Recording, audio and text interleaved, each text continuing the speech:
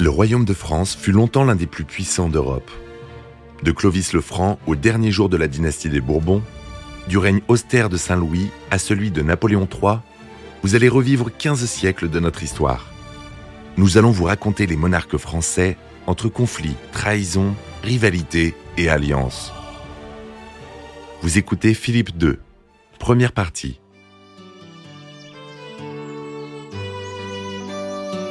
Au crépuscule d'un règne de 72 ans, le plus long de l'histoire de France, la succession de Louis XIV est remise en cause par une suite de malheurs qui frappent la famille royale.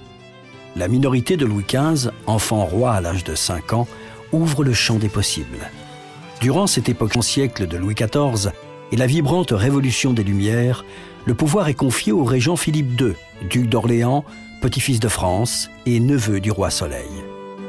Louis XIV, roi guerrier, laisse un royaume souffrant et ruiné. Entre 1715 et 1723, le régent tente de réduire la dette de l'État et il apporte un souffle nouveau et moderne à la politique et à l'administration du royaume de France. Ce Philippe d'Orléans était un homme sérieux qui séparait assez bien les plaisirs et le travail au service du royaume. Il était aussi un homme intelligent qui réfléchissait beaucoup, qui s'était bien entouré. Et il va bien gouverner d'ailleurs, parce que jusqu'en 1723, on va voir que c'est quelqu'un qui est plus pacifiste, on n'avait pas de mal, que ne l'avait été Louis XIV, il y a très peu de guerre.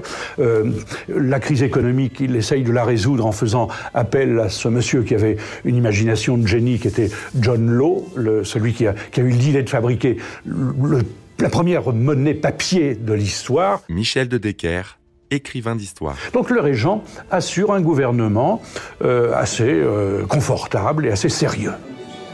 Le régent s'emploie à nouer de nouvelles alliances pour contrecarrer les ambitions expansionnistes de son cousin Philippe V d'Espagne et de son ambitieux ministre Jules Alberoni. Sur les conseils éclairés de penseurs politiques, tels le duc de Saint-Simon, le régent cherche l'apaisement et la concertation à travers un mode de gouvernance par conseil appelé polysynodie. L'absolutisme du roi Soleil laisse donc place à une transition libérale. La régence demeure pourtant une période complexe et méconnue, trop souvent noyée dans les fantasmes des romans libertins.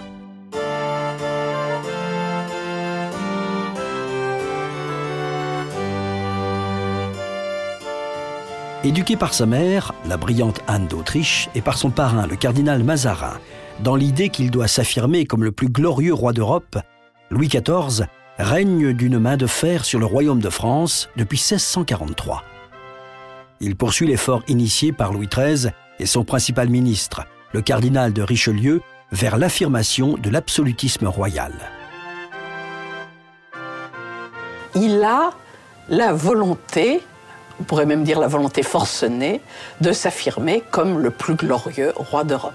Françoise Hildesheimer, conservateur général du patrimoine. Et le manifester dans la pierre, dans les divertissements, dans les bals, dans les fêtes, bref, éblouir.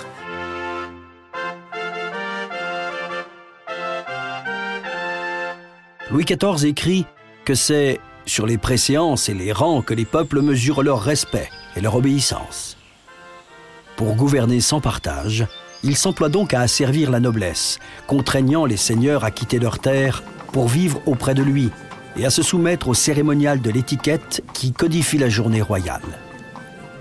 Pendant ce temps, des intendants dévoués au pouvoir administrent les provinces. Véritable chef-d'œuvre de politique, l'organisation de la cour permet alors au monarque de centraliser le pouvoir à Versailles dès 1682.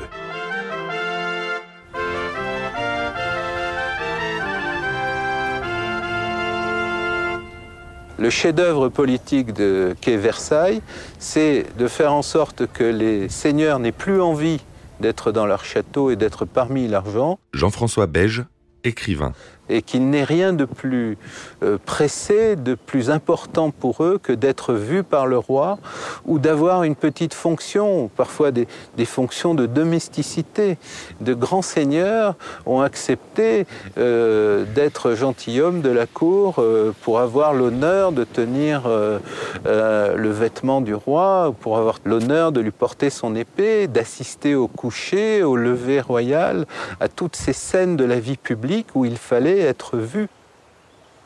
Et ça, c'est un véritable chef-d'œuvre de la politique, et on ne dira jamais assez que la cour a contribué à l'unité du royaume et par là à l'unité de ce qui est devenu ensuite la France. Le roi Soleil porte les arts et les sciences à leur apogée, éblouissant toute l'Europe. En parallèle, il mène une politique guerrière qui fait de la France un royaume victorieux, mais isolé. Il passe 33 années d'un règne long de 72 ans dans le tumulte des champs de bataille.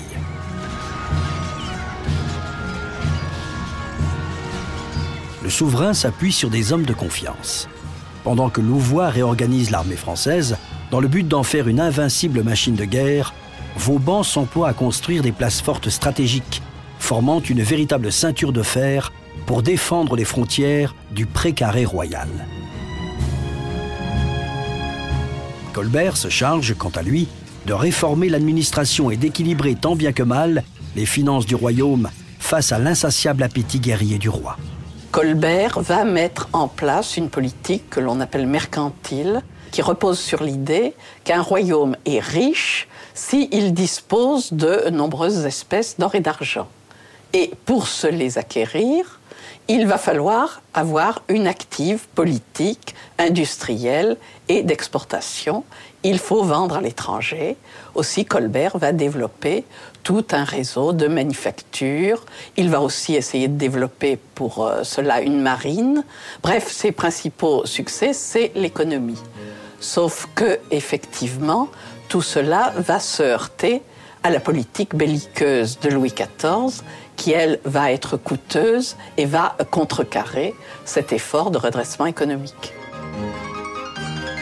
Philippe d'Orléans, le frère cadet de Louis XIV, qu'on appelle par convention Monsieur, est veuf en 1670.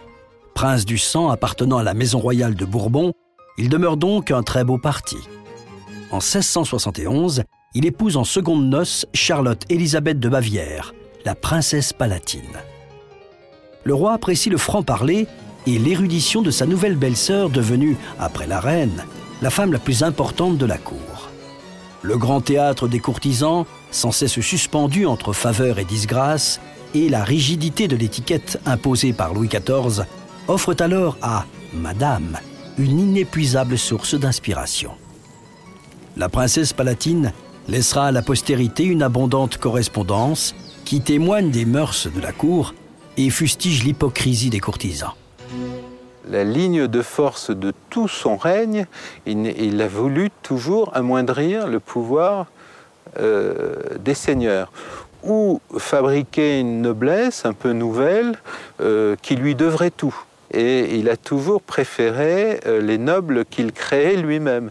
Et ce pouvoir d'anoblissement, de transformation des bourgeois, c'est là où on a parlé de la fameuse savonnette à vilain, c'est-à-dire la savonnette à vilain, c'était des fonctions ou des charges qui permettaient de s'ennoblir. Et Louis XIV a toujours en a fait un véritable instrument de politique. En 1672, Louis XIV se lance dans la guerre de Hollande. Il espère ainsi renverser les ententes et briser la triple alliance conclue en 1668 entre les Provinces-Unies, l'Angleterre et la Suède pour freiner les rêves de conquête de la France. La guerre contre la Hollande fait rage. Louis XIV s'empare de Maastricht en 1673 où son fidèle d'Artagnan trouve la mort. Si le roi ne parvient pas à rétablir l'équilibre économique du pays, la France demeure un royaume admiré et l'un des plus peuplés d'Europe. L'organisation méticuleuse de Louis XIV, qui voit naître l'État moderne, constitue un immense vecteur de puissance pour le royaume et de grandeur pour son monarque.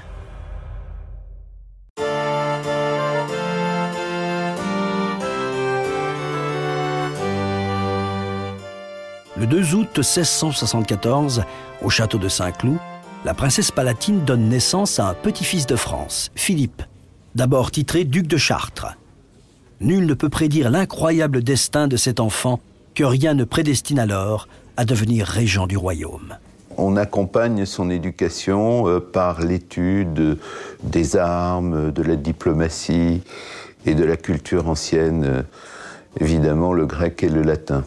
Le 10 août 1678, la signature du traité de Nimègue met un terme à la guerre de Hollande et rapporte à la France la précieuse Franche-Comté. Mais les velléités de conquête de Louis XIV ne se limitent pas au continent européen. Le pays se dote d'une marine plus puissante pour contrôler les exportations, développe un empire colonial et institue des compagnies commerciales, la Compagnie des Indes, la Compagnie du Levant et des comptoirs, tels Pondichéry. En 1682, l'explorateur Cavelier de la Salle revendique pour la France toutes les terres le long du fleuve Mississippi. Il leur donne alors le nom de Louisiane en l'honneur de son roi. En 1683, la reine Marie-Thérèse meurt. Louis XIV se soucie alors de son salut et observe avec rigueur les préceptes de la religion catholique. La même année, il épouse secrètement sa confidente et amie, Françoise d'Aubigné, marquise de Maintenon. Sous son influence, le roi Soleil devient un roi dévot qui va s'employer à détruire le jansénisme et le protestantisme pour unifier le royaume dans la foi catholique. À la suite des guerres de religion qui ont enflammé le royaume entre 1562 et 1598, le premier roi Bourbon, Henri IV, grand-père de Louis XIV, signait l'édit de Nantes. Cet édit de tolérance instaurait une coexistence pacifique entre catholiques et protestants. Mais la réussite des protestants, devenus des entrepreneurs richissimes, des commerçants ou de grands capitaines, suscite bientôt l'hostilité des catholiques. Louis XIV initie alors une grande politique de conversion religieuse. Devant les persécutions, les terribles dragonnades, un grand nombre de huguenots s'installent en Angleterre, privant la France de ses forces vives. Ce qu'on appelle les dragonnades, c'est le logement des gens de guerre. Et vous imaginez que loger des gens de guerre, c'est mettre à mal les familles, leurs biens. Nicolas Milovanovic, conservateur du château de Versailles. Ça va provoquer des conversions, quand même, en nombre, qui vont faire croire au roi qu'il n'y a plus désormais qu'à abolir cet édit, puisqu'il n'y aurait plus, ou quasi plus, de protestants dans le royaume. C'est une décision clairement malheureuse. En 1685, Louis XIV porte le coup de grâce à la cause protestante en révoquant l'édit de Nantes. Alors évidemment, cette révocation de l'édit de Nantes est complètement catastrophique, néfaste, parce que les protestants sont des gens brillants, intelligents, des entrepreneurs. Michel de Decker, écrivain d'histoire. Surtout des entrepreneurs richissimes pour la plupart, et qui vont quitter le pays pour aller travailler ailleurs. Donc la France va se retrouver quasiment mise en faillite à cause de cette révocation.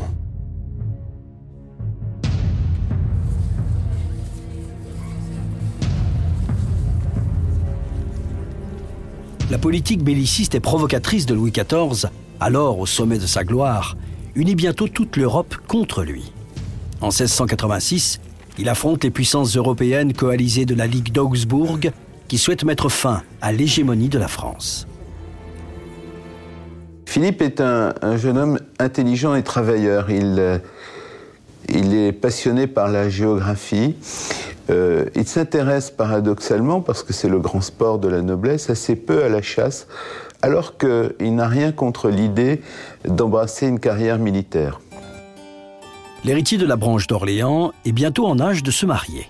La famille royale se met donc en quête d'un parti avantageux. Alors Louis XIV, quand il avait été question de lui trouver une femme, avait vainement essayé de trouver une princesse européenne. On était en guerre avec tous les pays d'Europe. Plus personne ne voulait donner d'enfants à la famille royale de France. Donc il s'est dit, puis de toute manière, les Orléans ont toujours voulu un peu trop de pouvoir, eh bien je vais les abaisser. Il va épouser Mademoiselle de Blois, qui est la fille bâtarde que j'ai faite à Madame de Montespan. Bonjour la consanguinité. la belle Françoise-Marie de Bourbon est une bâtarde, légitimée certes, mais issue des amours du roi avec sa maîtresse, la sulfureuse Madame de Montespan. Cette stratégie, élaborée par le vieux roi rusé, contribue à abaisser la puissance des lignées princières, afin de renforcer l'absolutisme royal. La princesse Palatine, la maman de M. d'Orléans, Philippe, vexé, dit « Mais il n'est pas question qu'il épouse une bâtarde, fût-elle légitimée ?» Et puis, Louis XIV reçoit dans son bureau le régent, le futur régent, Philippe d'Orléans, en entretien pendant quelque temps. Il doit lui promettre des tas de choses, si bien que le Philippe d'Orléans sort du bureau en disant « C'est entendu, dit-il à sa maman, j'épouse mademoiselle de Blois. » Réponse de sa maman, paf paf, une paire de gifles immédiates devant toute la cour. Le futur régent s'est trouvé giflé par sa mère. Et Louis XIV était content comme ça de garder tous les Orléans à sa botte. Ulcérée, la princesse Palatine doit se résoudre à accepter ce qui reste à ses yeux, une mésalliance qui entache la maison d'Orléans et dont l'énorme dot de 2 millions de livres ne suffit pas à laver l'humiliation. Philippe II épouse Françoise-Marie de Bourbon le 18 février 1692. La même année, il répond à l'appel des armes aux côtés du roi. Le jeune homme se distingue par ses talents de stratège lors du siège de Namur, puis des batailles de Steinkerke et de Neerwinden. La guerre de la Ligue d'Augsbourg s'achève par la signature des traités de Ryswick les 20 et 21 septembre 1697, qui mettent un terme à la suprématie française en Europe. En 1701, à la mort de son père, Philippe II est titré duc d'Orléans. Les naissances se succèdent et un fils, Louis, voit le jour en 1703. Mais cette union avec la fille bâtarde de Louis XIV n'est guère heureuse. Philippe II, adepte du courant libertin, délaisse alors son épouse, préférant se laisser aller à la débauche dans la moiteur des orgies du palais royal. C'était un personnage assez extraordinaire que ce Philippe d'Orléans, capable justement, malgré sa réputation de débauché, que de s'allier avec un intellectuel comme Saint-Simon. Jean-François Beige, écrivain. Saint-Simon réfléchissait à la façon de bien administrer le royaume. Il avait des conceptions un peu élitistes, mais c'était un sujet de conversation constant entre Philippe d'Orléans et le duc de Saint-Simon, que de trouver la meilleure façon de gérer l'héritage de Louis XIV. Cette amitié entre le duc d'Orléans et le duc de Saint-Simon, nous la connaissons essentiellement par les mémoires, les fameux mémoires du duc de Saint-Simon, qui constituent un monument de la littérature et qui racontent à la fois le règne de Louis XIV, mais aussi la régence. Avant de rendre l'âme, le roi Charles II, dernier Habsbourg d'Espagne, désigne comme successeur Philippe d'Anjou, le petit-fils de Louis XIV. Il accède au trône d'Espagne, clé de voûte de la domination en Europe, sous le nom de Philippe V, et va donner naissance à la dynastie des Bourbons d'Espagne, qui règne encore de nos jours. Si le roi Soleil avait pu prédire le destin tragique de ses héritiers, il ne l'aurait jamais permis. Pour contrecarrer les ambitions françaises, une coalition réunit l'Angleterre, les Pays-Bas, l'Empire et les princes allemands, faisant éclater la guerre de succession d'Espagne dès 1701. Cette guerre permet à Philippe II, duc d'Orléans, de s'illustrer de nouveau sur le champ de bataille, mais elle saigne à blanc l'économie française. Cet absolutisme Louis XIVien en matière de finances a marqué durablement, sans doute, l'histoire de France. Jean-François Beige, écrivain. Et a sans doute un peu fait dériver la notion d'État vers la notion d'État vorace. Et ça, on le doit à Louis XIV. Le roi, c'était lui qui dispensait la richesse. Il l'a prélevée et c'était lui qui l'a redistribuée. Et c'était ça le pouvoir. Et la notion de pouvoir est très associée à ça dans l'histoire de France. Après avoir étouffé les prétentions de la noblesse, créé des intendants dévoués, agents de la centralisation du pouvoir, et façonné une nouvelle aristocratie au mérite, Louis XIV est maintenant le souverain absolu qu'il a toujours aspiré à devenir. Le sommet de sa gloire coïncide pourtant avec le début du lent déclin de l'Ancien Régime.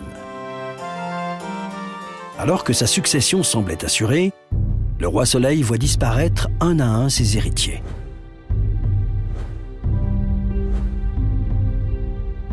Dans ses mémoires, Saint-Simon parle de la succession des grands malheurs. Il y a à la fois la succession d'un roi et puis la succession des événements. Et on sait que 3 générations ont disparu dans la postérité de Louis XIV. Louis de France, qui est né en novembre 1661 et qui mourra en 1711 à 50 ans. Alors on disait de lui qu'il allait être fils de roi. Martial Desbriefs, écrivain. Qu'il allait être père de roi et jamais roi. Et ce fut exactement ça, puisque finalement il fut le fils de Louis XIV et de Marie-Thérèse d'Autriche. Il fut le père de Philippe V d'Espagne et il ne régna jamais. À partir de l'année 1711, une terrible malédiction semble peser sur la famille royale.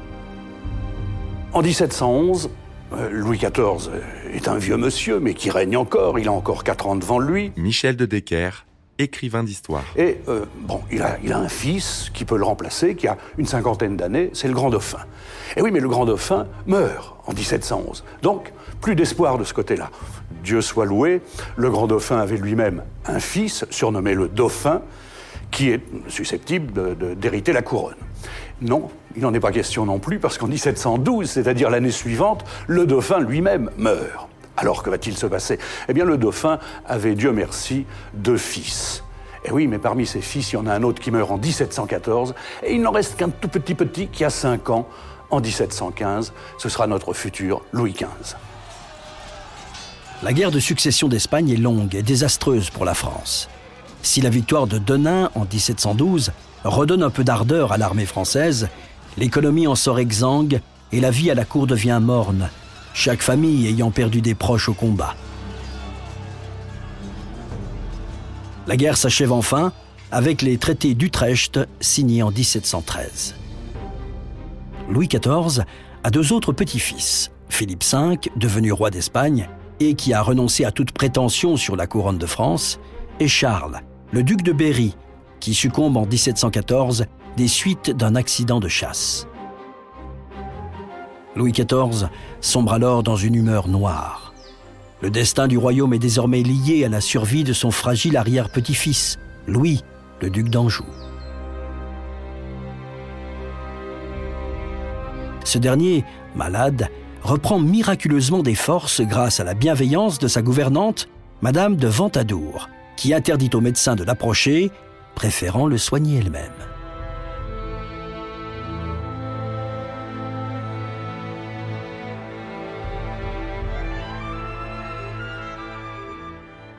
Alors on connaît la scène, quand Louis XIV est sur son lit d'agonie, il fait venir le seul héritier de la couronne qui lui reste, c'est-à-dire son arrière-petit-fils, qui va devenir Louis XV d'une seconde à l'autre, et il lui dit « J'ai trop aimé la guerre, en cela ne m'imitez jamais ».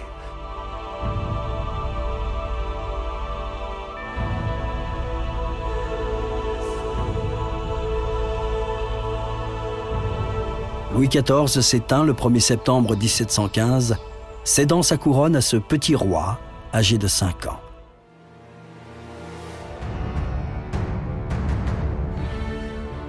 Vous venez d'écouter Roi de France. Si vous avez aimé ce podcast, vous pouvez vous abonner sur votre plateforme de podcast préférée et suivre Initial Studio sur les réseaux sociaux. Roi de France est un podcast coproduit par Initial Studio et Merapi, adapté de la série documentaire audiovisuelle éponyme produite par Merapi. Cet épisode a été écrit par Thierry Bruand et Dominique Mougenot. Il a été réalisé par Thierry Bruand. Production exécutive du podcast, Initial Studio. Production éditoriale, Sarah Koskiewicz et Mandy Lebourg, assistée de Sidonie Cotier. Montage, Camille Legras. Avec la voix de Morgane Perret.